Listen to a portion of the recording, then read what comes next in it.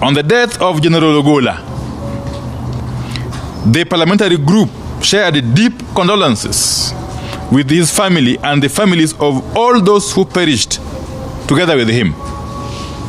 Further, the PG called for a judicial inquest into the accident and the death as opposed to mere investigation led by the military that is close to civilians.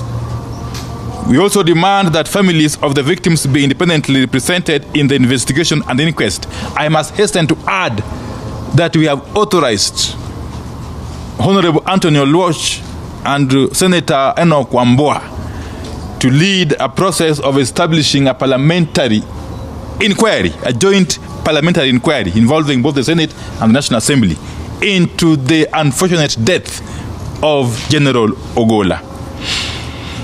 Already, we are seeing worrying signs. We have noted that Mr. Ruto set up a separate investigation team away from the one gazetted by its Cabinet Secretary Kipchumba Murkomen in the Gazette notice dated 8th April 2024. On the economic circumstances, the PG takes the position that life remains unbearable for a greater majority of Kenyans.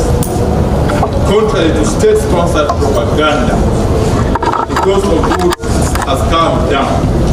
Kenyans are still struggling to put food on the table, pay school fees, access health care, pay house rent, and even bus fare.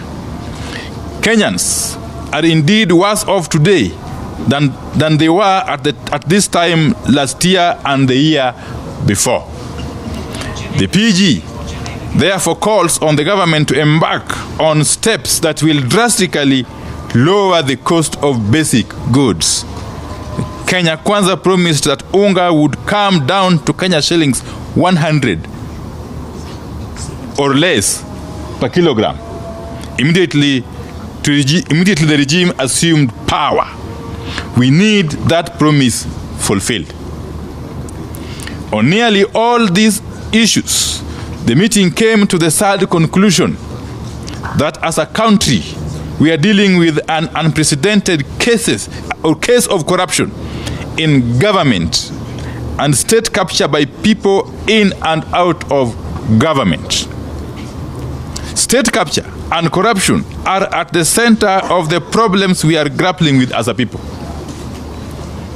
From high taxes to low investments to provision of basic services like distribution of fertilizers.